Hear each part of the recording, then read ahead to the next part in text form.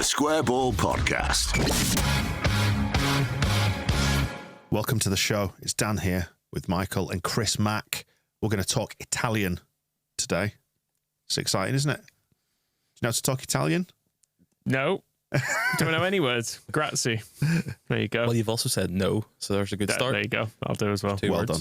Yeah, so Willy Gnonto signed his new contract, so we're going to get into that and just branch off into some Italian chat because you've spent your life, Chris, man and boy, covering Italian football.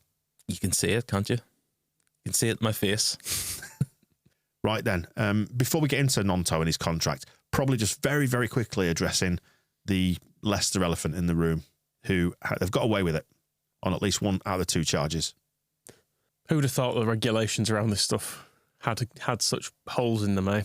It always seems so watertight and so fair. Why don't we just fully red bull it now, go out and spend about 500 million? It's slightly annoying, isn't it, when you look back at our most recent transfer window, the one that's just closed, and we've heard noise throughout about behaving ourselves and abiding by the rules and pushing the PSR limits and all the rest of it. There is an element of you that just does think, if you can't beat them, just join them and just go nuts. Yeah, it does seem like a fairly specific set of circumstances that have allowed Leicester to get away with this because of it's a loophole that'll get closed, Michael, and we can't exploit it. Because of the bouncing between divisions, they've gone, well, we're out of that, so you can't punish us. We weren't there then, so you can't punish us. And it's one of those things. If they'd joined up the regulations in the first place, as they obviously should have done. And it's worth just expanding on that, I think, just momentarily, because essentially the Premier League is like a private limited company, as is the EFL, and you are flitting between the competitions of two different private companies. And it would appear that the regulations for one have bits in it about the regulations of the other, and they try and apply rules from one to the other. And actually, Leicester have just driven a coaching horses through it and said, do you know what? There's a bit of a loophole there, so we're going to pull on it until it unravels. Bring in the regulator. That's what we're saying. Yep. Angus coming in next week, potentially? Yeah, it sounds like he is, yeah. Angus is coming in next week, so we will we'll beat him around the head with that one. Well, he was very much against it. Let's see what he says about this, because I think he won't be pleased with this. No. But he will maybe prefer a free market solution rather than the communist solution to this. So yeah, they've got away with the one, but as I said before, they still have another charge outstanding. So it remains to be seen what will happen there. I think it feels like some sort of points deduction has to happen, but it does feel like, given the trends with like Forest and Everton and stuff, there'll probably be like a point or two and like woo, whatever. Well, what about the Man City thing? Because we're sort of waiting for that to play out. Because say Leicester get a 2-point deduction, are Man City going to get found guilty on all and get a 230-point deduction? Does it go over one season? Do you do it over 3 seasons? I think it'd be funny to see Man City on minus 180 points or something. I'd probably say to Man City, you don't have any punishment other than we are taking off every trophy. You didn't win any of those. You can stay in the league, fine, but you've just so you know, you've not won anything, and you have to pay back all the prize money as well. So there's that. No. I just think it'd be nice to have them have not won anything, but also like the Tour de France in the Lance Armstrong as I've said years, before, I do not want to see those trophies awarded to other teams. No, I want no winner. I don't want Liverpool to be gifted extra titles. So yeah, Tour de France. I'd rather Man City kept them for cheating. When Lance Armstrong was pumping himself full of, I don't know, goat hormones or whatever. Yeah, just strip them all. Yeah, exactly. Take them all off. I mean, it is one of those things though that basically the team that won the Championship last year had cheated. The team that won the Premier League last year has cheated. And somewhere in between, you've got an attempt to have a competition between people who are abiding by the rules, but also not really. And you've got Chelsea doing that thing. Yeah, I see Chelsea also agreed a 9-year contract for Nicholas Jackson, whilst they still can do that. I don't really understand the point of that. A 9-year deal. Like, who does that actually benefit? Well, nobody. You're essentially a prisoner there, aren't you? Yeah. Nicholas Jackson. I'd probably take it. Yeah. For the sort of money being offered, you'd probably just go, yeah. At some point, they'll probably pay him off. Like, I was going to say that 4 years in, they'll give him like £30 million just to leave, and you have to go, yeah, because they have simultaneously given out these ridiculous contracts and then just bombed out 20 football players and just gone, yeah, we don't want you anymore. So, two sides of the same coin, is it? I don't think we're that far from Michael actually getting offered a 9-year deal at Chelsea, because some of the players that they missed out on, and you do know your stuff. So yeah, it's true. Could be a coaching deal. Well, they sold someone for someone to Saudi the other day who I'd never even heard of, and they bought him like last year. Now they've sold him for a profit. Without making any accusations, anything that's going to get us in trouble. I did read that the company that owned Chelsea is Clear Lake Capital. There's a percentage of that is owned by the Saudi groups. Yes. Yep. So how far? Because did you notice that the guy that Chelsea tried to sell on deadline day, was it David Washington, who somehow isn't from like Newcastle or somewhere like that? He's Brazilian apparently. They were meant to sell him to Troyes, which is the club that they also own, or no, Strasbourg. I've never heard of him, I'll be honest. Neither had I, but they pulled the deal because they thought it would be investigated, which makes me think. Yeah, that to me was like, we're not going to do that because it might get investigated. It suggests to me that they should be investigating this stuff. Someone's just, before you put this paperwork through, just so you know, we are going to look at this a bit more. They're going, no, don't worry about it. Don't look at that. Have they touted on themselves? Maybe a little bit. Mind you, there is a, I saw a tweet yesterday, it was a journalist, so I can't remember who, but was saying, it might be in The Athletic or even an article that they'd done, that the Premier League assesses transfers for fair market value at the end of every season or at some point, whenever. And it's never really, it's always just been a kind of that's fine. But then they're saying this season might be the season where they go, so Villa and Chelsea, you seem to be selling £30 million footballers to each other that neatly tidy up and put a ribbon round the PSR regulations. Could we maybe just have a word about that? Well, that is the thing in Italy. That Juventus got that huge points deduction a couple of seasons ago for, they called it the Plus Valenza, which was overvaluing youth team players. Napoli are under investigation. They signed Osimhen a few years ago, like 70 million, but they threw 4 like complete no-hopers in and added sort of 20 million to that deal.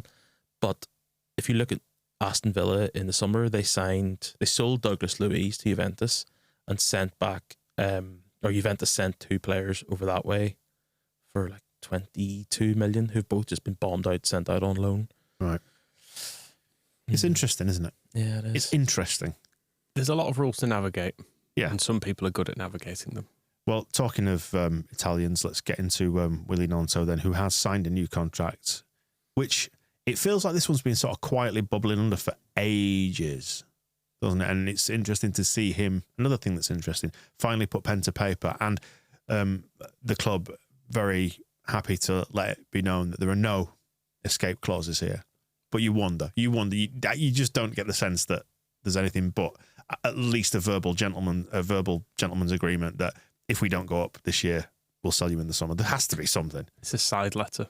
Right. Whenever there was anything dodgy at ITV that had to go in a contract, there was the main contract, then there was a side letter. Right. For other stuff. All right. It's a legal thing. You're allowed to do it. But it was like, no, we don't want that in the contract. Side letter. Right. I didn't know that was a thing. Is it possible that the information is that there is no exit clause that is applicable this season, but say Leeds don't go up next summer? I would be amazed if there's not something in there to say, in the event of not going up next summer, you can go for 20 million, 25. Yeah. I'm kind of all right with it, even if there is one there. At least everyone knows where they stand. And he, in the short term, Gnonto gets a pay rise, presumably, because I can see, as much as the strike and everything was very, very shitty of him when he did it. Ill-advised, Michael. He is probably earning, if he's earning like 20% of what Pat Bamford is earning, you can see why you'd be like, well, the fuck's this? Yeah. This isn't very fair, is it? Because you always judge yourself against like the highest earning, badly paid, bad person you can see in an organisation, don't you, essentially? And if you're like, well, he's just injured all the time and he's getting this, I'm meant to be your star player or one of them and I'm getting hardly anything. I can see why you'd be annoyed, and particularly when your agent is on the phone going, I can get you a Premier League move, you can quadruple your money or whatever.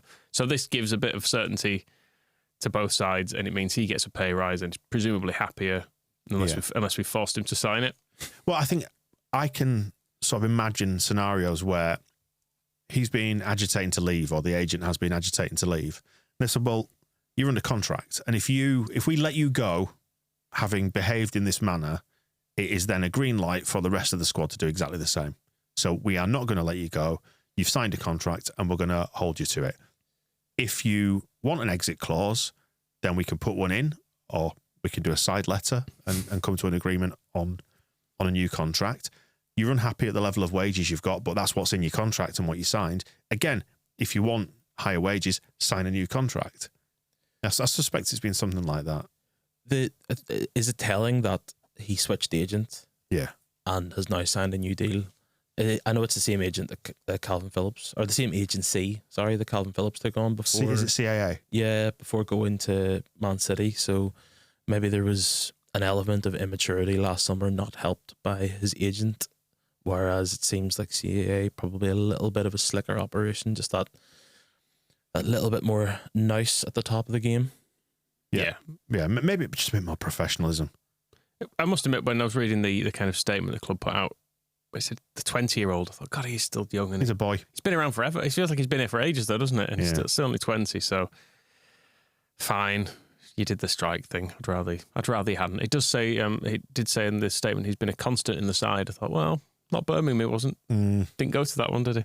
They've also, they've done Pat Bamford a bit dirtier, haven't they, as well? They've said that he provided an assist for the winning goal at Anfield. That was Pat Bamford's touch onto Somerville, wasn't it?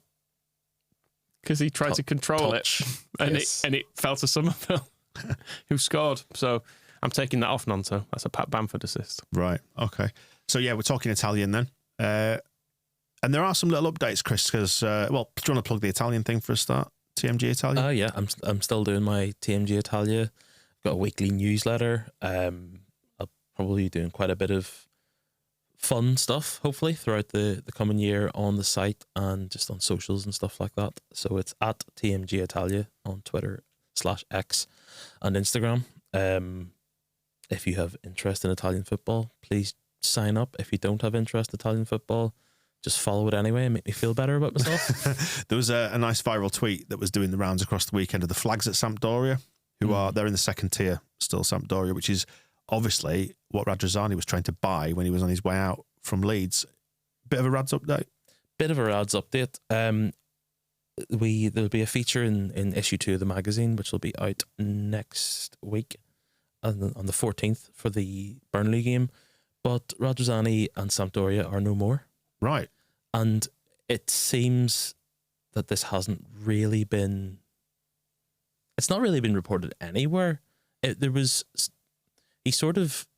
we spoke last year, but November last year, we spoke about Radrizzani and the fact that he hadn't been at many games and he seemed to be very much there at the start, at the coalface, and then had faded. The last time he was actually at a game was right before Christmas last year. And in the March international break, there was one line in a report about an interview that Matteo Manfredi, who was his partner in crime, not crime, partner for crime we mean business. Business partner. Manfredi had said that definitely not crime. That Radrizzani is no longer an investor at Sampdoria. He sold his shares, and there's just no elaboration on it. And my theory is that in October 2023, Sampdoria had won one of their first 9 games. A little bit of a, as you can imagine, you're in the second division, you're bottom of the table. And Radrizzani was pictured having lunch with Zlatan Ibrahimovic. And a day later, for some bizarre reason, Gary Monk was linked to replace Andrea Pirlo, who he had hired. It's just all very strange. And then Radrizzani starts to fade off from that point onwards. And then from November, Manfredi takes over as president. The de facto president, there's no actual change. But Radrizzani takes a step back. Sampdoria start playing well. And they eventually ended up in the playoffs. So I wonder if there's something that has happened there. Read the magazine to find out more. Oh, goodness me. That's a great sell. Great. But I had no idea that this was a thing. Yeah, I must admit, I just thought it was still there, just bumbling along, doing not brilliantly. Like, basically nothing has been said about it, even in Italy. The paper in Genoa, Il Secolo, is pretty good. Like, they're really on top of Sampdoria stuff every single day. And this little one-liner was mentioned in March. It was mentioned to me recently that did you hear that Radrizzani had gone? And I knew that he'd stepped back, but I didn't know that he'd actually completely sold his shares because there was nothing else on it, really. So yeah, he's gone. Not really sure what he's doing now. Yeah, but it does beg the question of what he's doing now, because it feels like he's not the sort of bloke who's just going to sort of retire off into the shadows and do nothing. Which club can he buy in England next? Well, I don't know, but he lives in the north of Italy, doesn't he? He's sort of knocking around the Milan area. So you wonder if he's trying to do something in that neck of the woods. Who knows? Is Ronaldo Vieira still at Sampdoria? Yeah, he tore pretty sure it was his Achilles late last year. He was having like quite the renaissance. He was probably their best player in the first 10 games of last season. Injured himself, missed all last season. It's just all the rest of last season. Has just come back. Featured in the squad a bit now, but he's got a new friend from our olden days, Marco Silvestri, signed for Sampdoria on deadline day, which is quite a coup, actually. He made a decent career for himself. I know the last time we were talking about Italian football, we were talking about how he'd been in the national squad a little bit and, made a bit of a career as a lower end of Serie A goalkeeper. So, he's potentially the new starting goalkeeper for Sampdoria, but they've just sacked Andrea Pirlo, so it's all a bit up in the air at the minute as to what's going to happen next. Get Monk in. They have replaced Pirlo, but it's just they signed a lot of players in the summer, and it's how some of them could get bombed out after 2-3 weeks if the new manager doesn't like them. Silvestri, I've always been trying to think what he reminds me of. It's a character from the Rocky Horror Picture Show. Which one? Just a generic one of the main ones. An extra one. Yeah, one of the main ones. He does, and he's obviously familiar with wearing makeup because he got that. He put the lipstick. Yeah, the pretend lipstick mark on that dreadful injury that he received. Yeah, but he's actually gone on to do all right, hasn't he? Capriel's doing all right as well, isn't he? And ex-Italian goalkeeper. So I saw him being linked with. I think he's still Italian. Some actual, yes, that's true. Some actual good moves. Yeah, there was a little bit of talk over the summer that he might challenge for the starting spot at Napoli, but it's probably a little bit too soon. But he's going to be sat on the bench there for a while. I would imagine if it gets to January and he's not really, because they're not in Europe, so it's not like you can switch the goalkeepers out too much. I would say in January somebody will be a little bit desperate, maybe at the bottom end of Serie A or top of Serie B, and plunk for him as a goalkeeper for the rest of the season. Now here's a good fact then. If I was to say to you your favourite player or good players from the Champions League era, who's your favourite? Well, and whose child is now at Sampdoria? That would be Jacob Burns. Guess again. David Batty. No, he doesn't leave the country, does he? No. Filey only. Doesn't leave Yorkshire. Tell me who. Andrea Decor. So says Chris's note here. Ah, nice. Yeah, he's in the academy there. I just thinking of David Batty's child going to Sampdoria. Would that be some sort of apology for 1991 or two? Just booting kids around the academy. Fuck off. Andrea, how old's Decor? I'm just thinking, could he have? He wasn't born in Leeds, was he? He was probably 2004, I think. Kid is born, so just after. Might have just left. Yeah. That's a shame. It'd been nice if we could have had like Haaland and Decor born in some sort of born in Leeds 11. Leeds Hospital 11. Obviously, I have no idea if Andrea Decor is any good, but his dad was good. Well, he hasn't appeared whatsoever in the first team beyond a couple of sub appearances and not actually getting on the pitch. So is that revenge? Is that revenge for David Batty?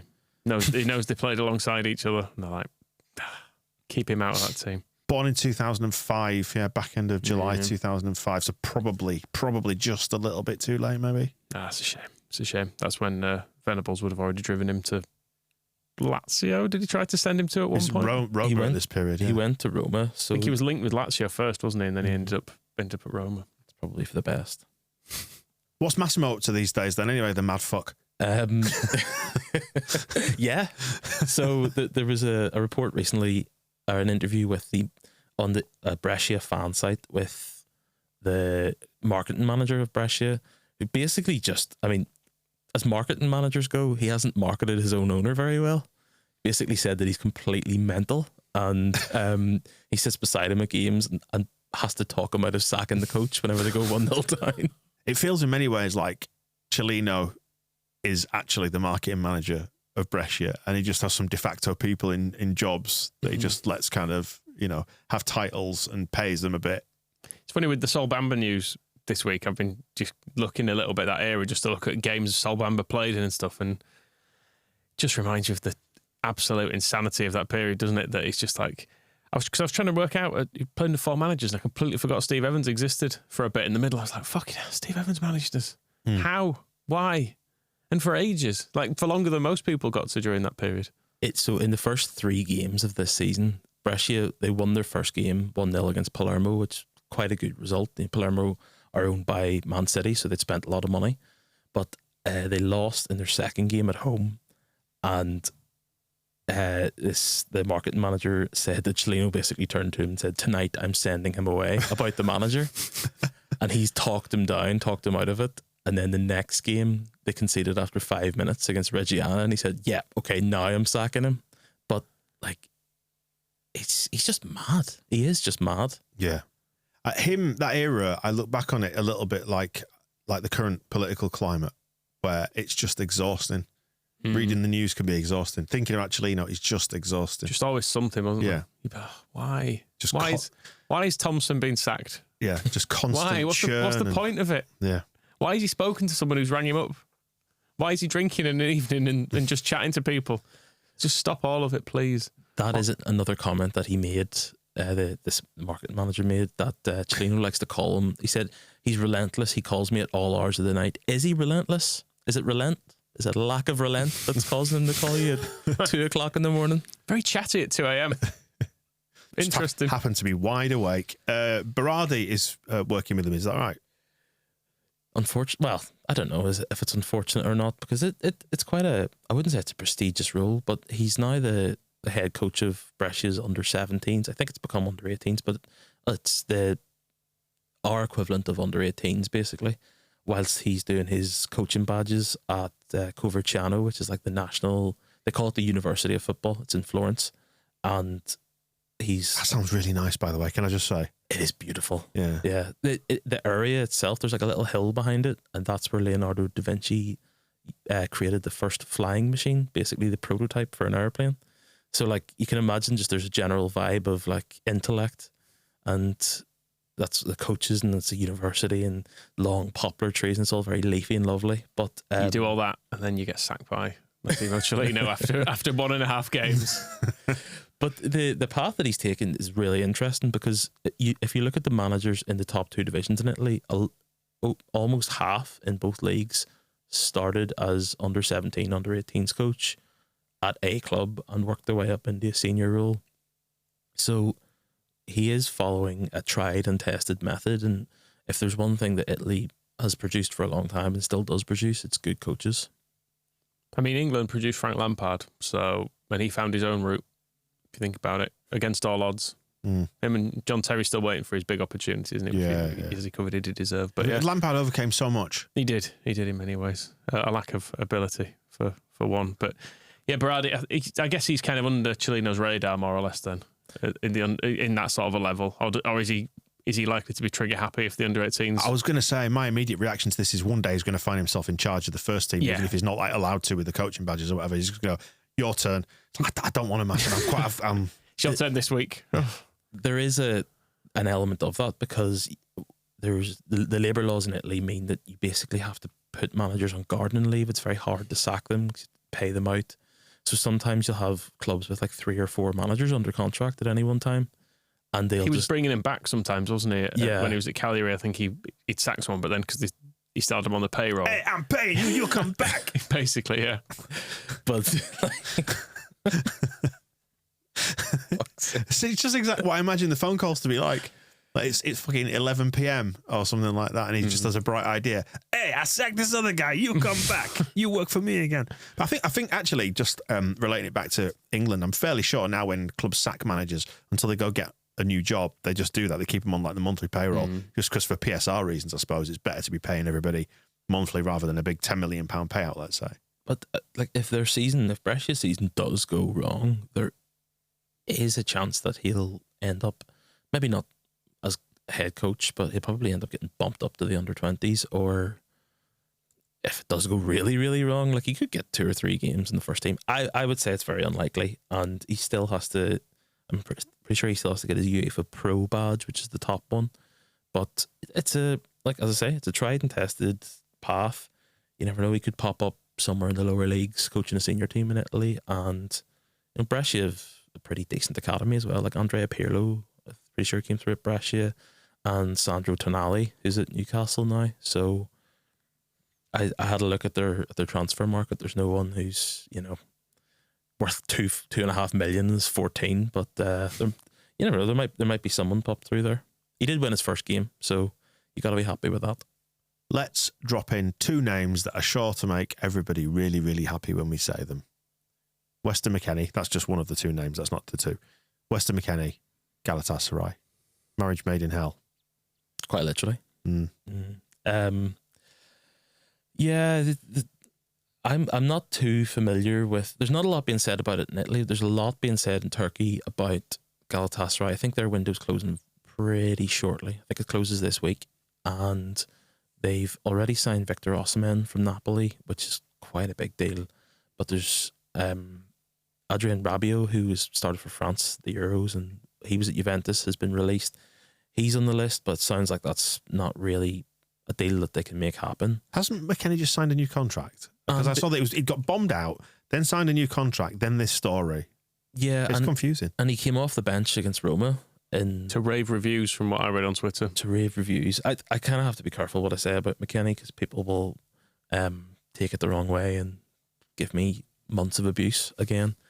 And to them, I'd like to just say, slap it up, yous. Yeah, so there are reports in Turkey basically saying that McKennie has agreed terms with Galatasaray. About 5 minutes before we started to record, there's slightly less reputable, based on followings and that, saying that it doesn't look like he'll go. I don't think is it his dickhead mates, Chris? Is it his dickhead mates on Twitter who are saying things? I don't know. I mean, I will say, if he did end up there, it would feel very different to the Kewell and Alioski transfer that didn't happen. But I know when that was being linked, people were like, "Oh, don't do that, because you'll kind of ruin what we had." Whereas what we had with McKennie was a relegation and lots of upset. And I think it's not going to end well going to a place that's famous for kebabs. No. This is ending with an extra 4 stone. Yeah. Yeah, he's shares in Just Eat through the roof. I don't see him getting much game time at Juventus this season. Their new coach is Thiago Motta, who plays a very sort of possession heavy, not quite Guardiola-esque, but sort of modern style of football. And he, funnily enough, after we spoke last time, McKennie did have a bit of a renaissance. I don't even want to call it a renaissance at Juventus, but it was in possibly their worst ever team, and it was playing as a right wing back, sometimes as a midfielder, in a team that didn't really play football. I was going to say, he's never struck me, from what I could tell, as somebody who was that strong in the possession based side. He never seemed to be that precise with his passing. No. It was always a bit loose and a bit runny roundy a bit. Yeah, they would describe him as tireless, which is not, I know we've got a really bad impression of him, and there is a good footballer in there, because you don't get signed by Juventus otherwise. You don't play at World Cups and stuff like that for America.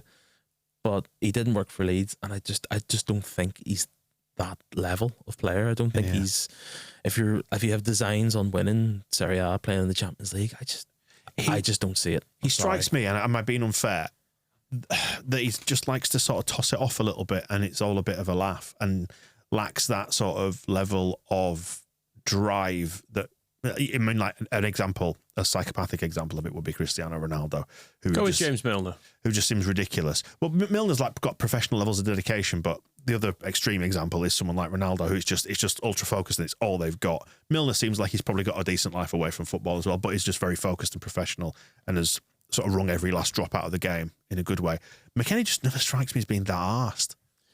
Yeah, I don't really know. There's the Juventus documentary that they did at Amazon Prime, All or Nothing, with him, and he's talking about like ranch sauce on pizza. And I remember that. He doesn't like espressos because they make him shit himself, basically.